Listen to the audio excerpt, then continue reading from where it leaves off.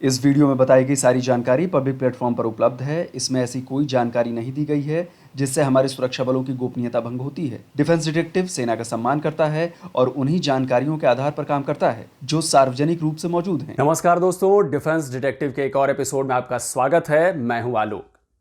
21 से 23 अक्टूबर की तारीख भारत के साथ साथ पाकिस्तान के लिए भी बेहद अहम रहने वाली है, क्योंकि इन 3 दिनों में फैसला होने वाला है पाकिस्तान के भविष्य का।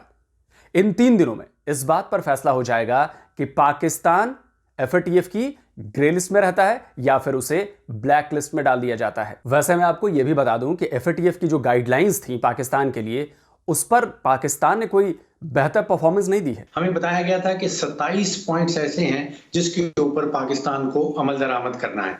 अब कई महीने गुजर गए, हम सुन रहे हैं कि उनमें से 14 पॉइंट्स के ऊपर पाकिस्तान ने काम कर दिखाया है, यानी कि कंप्लायंट हो गए हैं, और 13 के ऊपर अभी काम होना बाकी है। अब तशवीश की बात यह है कि 2 साल गुजर रहे हैं और जब महीना भर रह जाता है, कुछ हफ्ते रह जाते हैं एफएटीएफ के सेशन से, तो उस वक्त पाकिस्तान जो है गर्म जोशी से उसके ऊपर काम करना शुरू कर देता है। पहले साल 2 साल से शायद उसको हम बैक बर्नर पे डाल देते हैं, उसको भूल जाते हैं। अभी तक ये पता नहीं है कि जो 13 पॉइंट्स जिनके ऊपर अमल दरामद नहीं हुआ था, उनके ऊपर क्या कंप्लायंस इस वक्त हो चुकी हुई है या नहीं हुई। मसला इसमें यह है कि 6 उन्होंने कहा पाकिस्तानी बैंक्स की इसके अंदर इन्वॉल्व हैं। अब मेरे जैसे बंदों को वैसे ही इस पे गश आना शुरू हो गया कि जनाब एचएसबीसी तो शायद फारग हो जाए, छूट जाए, लेकिन हमारे वो 6 जो है ना वो फंस जाने हैं। आपको पता तो होगा यूबीएल ने जो डुबियस ट्रांजैक्शन करने की कोशिश की थी ईरान के साथ, हम उसमें भी पकड़े जा चुके हुए हैं। और एक तो हमारा बैंक केएसबी जो थी वो तो रातों रात हमें वाइंड अप करना पड़ गया था, उसमें से इलीगल मनी बरामद हो गई थी, जिसके बाद हमारे ऊपर फिर वो वाला भी इल्जाम आया जिसकी वजह से आजकल हम ग्रे में होते हैं। तो ये 6 बैंक जो है, अगर हैं, अभी नाम नहीं उनके रिवील हुए सर, लेकिन अगर वो हैं तो ये तूफान तो आया हमारे घर सर, तूफान बला हमारे घर आई क्या आई। पाकिस्तान को आखिर ऐसे हालातों का सामना क्यों करना पड़ा? पाकिस्तान अगर ब्लैक लिस्ट में जाएगा तो क्या होगा, और अगर पाकिस्तान ग्रे लिस्ट में जाता है तब क्या होगा? इन सारे सवालों के जवाब मैं आपको सबूत के साथ दूंगा।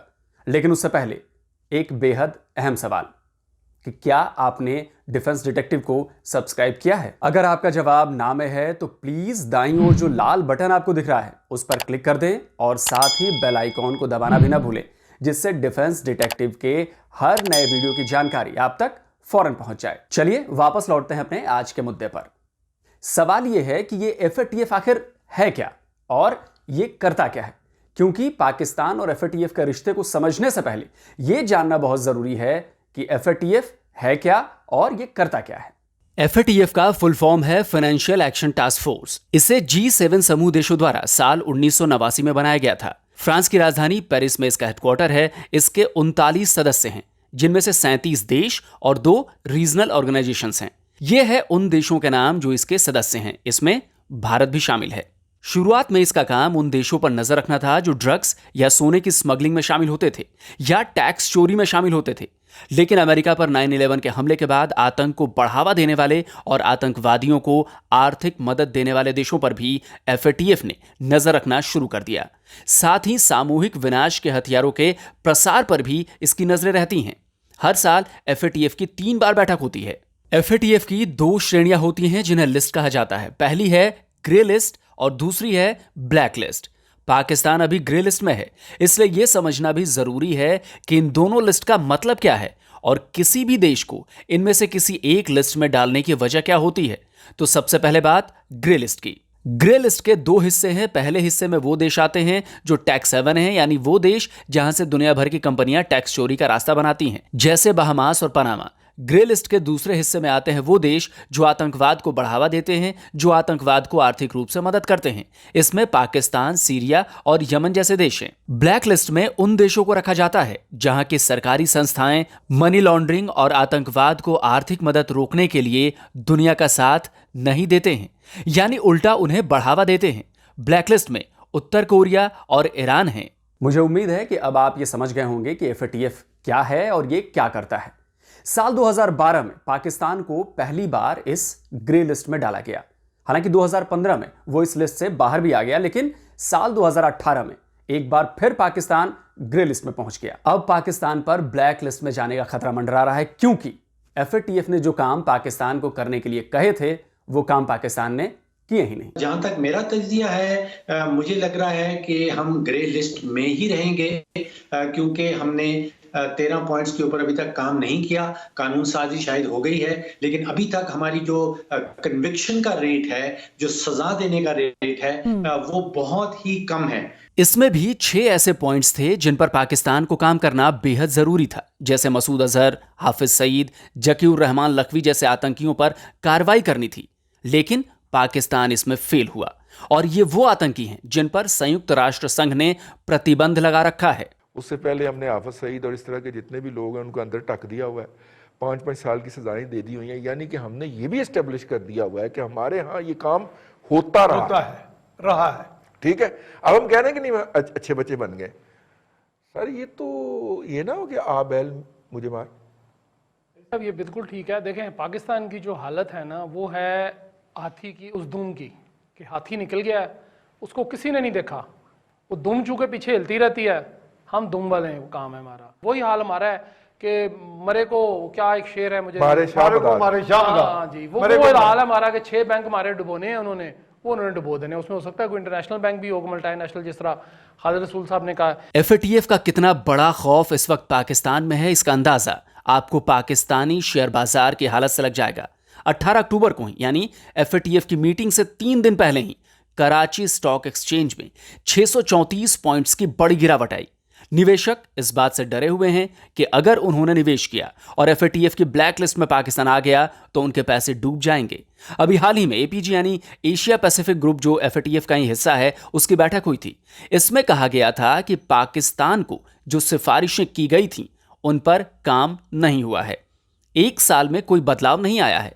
पाकिस्तानी अखबार डॉन न्यूज की रिपोर्ट के मुताबिक टेरर फंडिंग और मनी लॉन्ड्रिंग के सुझावों को लागू करने का जो प्रस्ताव FATF ने दिया था, उस पर पाकिस्तान ने बेहद कम प्रगति की है। पाकिस्तानी सरकार के सुस्त रवैये को देखते हुए उसे एनहांस्ड फॉलोअप लिस्ट में ही रखा गया है। जहां हमारी वायलेशन आई, आप देखें कि हबीब बैंक की जो ब्रांच है वो एक स्पेशल ट्रांजैक्शन में वो जो है उसको बंद होना पड़ा, बंद करना पड़ा, अच्छा खासा जुर्माना जो है ना वो भी भरना पड़ा। इसी तरह पास्ट में पाकिस्तान की 1-2 और ब्रांचेस के साथ भी हो चुका है। तो ये वर्ल्ड में जो फाइनेंशियल सिस्टम है ना जी, ये बड़ा सिलेक्टिवली ऑपरेट करता है, जिसकी लाठी है उसकी भैंस है। लेकिन और सर, इसी तरह सर मसला ये नहीं है खालिद साहब, मसला ये नहीं है। मसला ये है कि वो किसी शख्स से किसी ने पूछा कि भाईजान आपको गाड़ी टक्कर मार के गई है तो आप बच गए हो। उन्होंने कहा कि मैं बच तो गया हूं, लेकिन मुसीबत बहुत हो गई है, क्योंकि उसके पीछे लिखा हुआ था कि अच्छा दोस्त फिर मिलेंगे। FATF को यह भी पता चला कि पाकिस्तान ने आतंकवाद रोधी कानून के तहत जिन 7600 आतंकियों की लिस्ट, वो एक मूल सूची थी, उसमें डाली थी, उसमें से 4000 नाम अचानक गायब हो गए। यानी पाकिस्तान की सरकार ने उन 4000 लोगों को आतंकी मानने से इनकार कर दिया है। अब इसका असर क्या हुआ कि अमेरिका, फ्रांस, ब्रिटेन और जर्मनी पाकिस्तान से खासे नाराज हैं। उनकी नाराजगी जाहिर भी है। भाई, अगर पाकिस्तान का प्रधानमंत्री दुनिया के सबसे बड़े आतंकी रहे ओसामा बिन लादेन को अपनी संसद में शहीद का दर्जा देगा तो और क्या होगा। मुझे कभी नहीं भूलता एक हमारे पाकिस्तानियों के लिए बड़े 2 शर्मिंदा वाक़यात जिसमें हम सब बड़े शर्मिंदा हुए। एक हुआ जी, उसामा बिन लादेन को इन्होंने अमेरिकन ने आके एबटाबाद में मार दिया, शहीद कर दिया। उसके बाद क्या हुआ, सारी दुनिया ने हमें गालियां निकाली, बुरा हमें कहा, हमें बुरा भला कहा। यानी हमारा एलाए हमारे मुल्क में आके मार रहा है किसी को और हमें नहीं बता रहा। सिर्फ इतना ही नहीं, हमेशा की तरह इमरान खान और उनकी सरकार भारत पर आरोप लगा रहे हैं कि FATF की ब्लैक लिस्ट में डालने के लिए भारत लगातार कोशिशें कर रहा है। तो पाकिस्तान की तो सारा बिल्कुल ये मुल्की वो तबाही होगी जो हिंदुस्तान कोशिश कर रहा है। कौन हमें कोशिश कर रहा है कि पाकिस्तान ब्लैक लिस्ट में जाए? मुसलसल 2 साल से हिंदुस्तान लॉबी कर रहा है इंटरनेशनल कम्युनिटी को कि पाकिस्तान को FATF की ब्लैक लिस्ट में डाला जाए। जब से ये मामला शुरू हुआ है कि पाकिस्तान ने FATF के कवानीन को बेहतर करना है, उसमें से जब पाकिस्तान निकलने की कोशिश कर रहा है तो इंडिया जो है हर फोरम पे कोशिश कर रहा है कि पाकिस्तान को ब्लैक लिस्ट करवा दें। अब जब ये कवानीन, क्या पाकिस्तान ने जाना भी है वापस FATF में जाके बताना है कि हमने क्या क्या रिक्वायरमेंट्स आपकी पूरी की हैं। आपकी ऑपोजिशन जो है वो इंडिया के एजेंडे पर है। अब मुझे हंसी आ रही है कि आखिर भाई मेरा एक सवाल है इस पर कि पाकिस्तान समर्थित आतंकवाद के खिलाफ भारत जो है FATF में कोशिश क्यों न करे पाकिस्तान को ब्लैकलिस्ट में डालने की।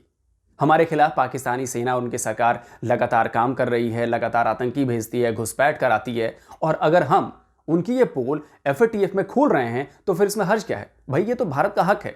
और आखिर कब तक हम आतंकवाद जो ये पाकिस्तान की तरफ से हमारे देश पर थोपा जा रहा है उसे बर्दाश्त करते रहेंगे? भाई साहब, इसमें जो सबसे अहम बात यह है कि एशिया पैसिफिक ग्रुप के अंदर भारत मौजूद है, और भारत क्यों चाहेगा, और वैसे भी FATF में हमारी डट कर मुखालफत करता है, और उसको चूंकि हम वहाँ बड़ा टफ टाइम देते हैं। और भारत बड़ा वहाँ पे इन्फ्लुएंशियल है, जाहिर है, इतना बड़ा मुल्क है, इतनी बड़ी आबादी है, इकोनॉमी है ना, उनकी मार्केट है, इकोनॉमी भी है उनके, जाहिर है। वो देखे ना, हमारे जो दोस्त ममालिक हैं कुछ इस्लामी, वो भी उसको सपोर्ट देते हैं वहाँ पे, ये नहीं कि नहीं देते। अगर हमें एक दोस्त मुल्क या दो चार दोस्त मुल्क हमारे अगर सपोर्ट कर देते तो हम शायद उस ग्रे लिस्ट में जाते ही ना, हम पॉजिटिव ही रहते, हमें कोई मसला नहीं था। लेकिन भारत देखें जी क्यों चाहेगा कि वो हमें रिलीफ दे, या हमें किसी तरह आज़ादी दे, या हमें किसी तरह सुकून का सांस लेने दे। उसने तो हर वक्त हमारे साथ कुछ ना कुछ ठोका ठाकी लगाई होती है। भारत का वहाँ पर बहुत असर है, भारतीय असर है। मैं अभी देख रहा था बाबा रामान साहब को, उन्होंने कहा भारत आइसोलेट हो गया है। गलत बात है, हमें गलत इन्फॉर्म ना करें प्लीज। भारत आइसोलेट नहीं हुआ है, भारत OIC पे काबिज होने जा रहा है।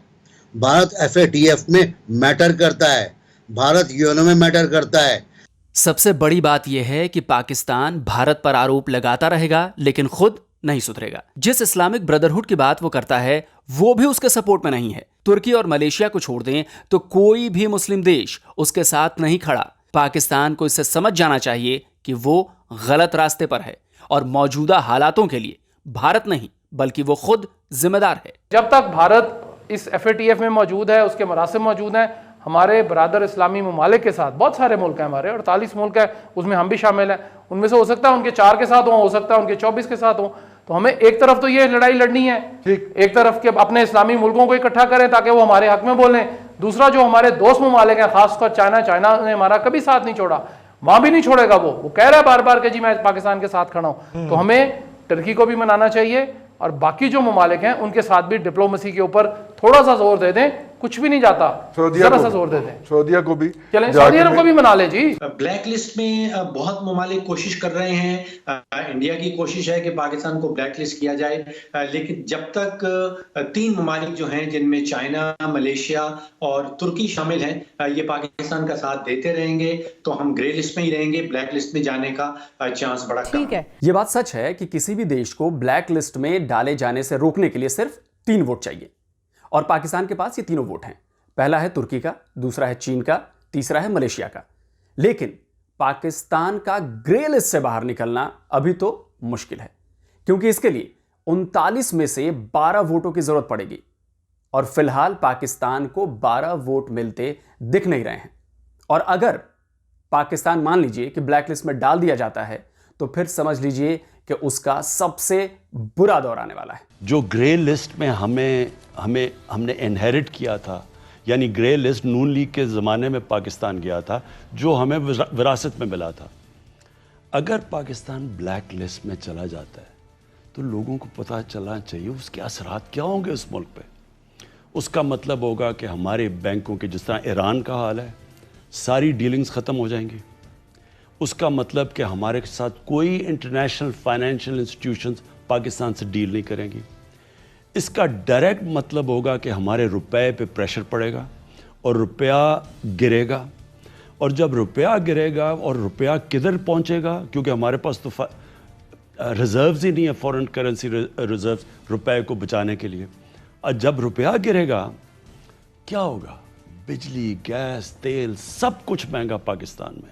यानी अभी लोग महंगाई की बात कर रहे हैं, अगर हम ब्लैक लिस्ट में चले गए या वो महंगाई आएगी, हमारी सारी इकोनॉमी तबाह हो जाएगी। अब इसे और ज्यादा विस्तार से मैं आपको समझाता हूं। अगर पाकिस्तान ब्लैकलिस्ट हुआ तो सबसे पहले आईएमएफ से जो 6 अरब डॉलर का कर्ज मिलने की स्थिति बन रही है वो धराशायी हो जाएगी, यानी कर्ज नहीं मिलेगा। पहले से ही आर्थिक संकट से जूझ रहे पाकिस्तान के लिए यह बहुत बड़ा झटका होगा। यही नहीं, वर्ल्ड बैंक से भी उसे लोन नहीं मिल पाएगा, किसी तरह की कोई इन्वेस्टमेंट नहीं आएगी। एक तरह से पाकिस्तान को आर्थिक मोर्चे पर अंतरराष्ट्रीय बाइकॉट का सामना करना पड़ेगा। अब आते हैं ग्रे लिस्ट पर। अगर पाकिस्तान ग्रे लिस्ट में ही रहता है तब भी उसके लिए हालात आसान नहीं रहने वाले। उसे तब भी आईएमएफ और वर्ल्ड बैंक से लोन मिलने में भारी दिक्कतों का सामना करना होगा, भारी मुश्किल आएगी।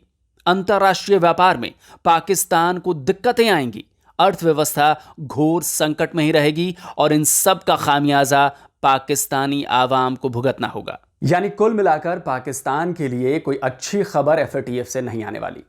हाँ, ये ठीक है कि उसे ग्रे लिस्ट में रहना पड़ेगा और तुर्की, मलेशिया और चीन की वजह से वो ब्लैक लिस्ट में जाने से बच जाएगा। लेकिन अगर ब्लैक लिस्ट हो गया तो पाकिस्तानी आवाम के लिए आने वाला वक्त बहुत मुश्किल रहने वाला है और ग्रे लिस्ट में होने की वजह से भी ये इतना आसान नहीं रहने वाला। तो दोस्तों, उम्मीद है आपको एफएटीएफ पर यह वीडियो पसंद आया होगा और अगर पसंद आया है तो प्लीज इसे आप अपने दोस्तों, परिवार वालों और सोशल मीडिया पर शेयर करें, जिससे सच्ची जानकारी देश के ज्यादा से ज्यादा लोगों तक पहुंच सके। जल्दी ही हाजिर होता हूं एक और नए वीडियो के साथ। नमस्कार, जय हिंद।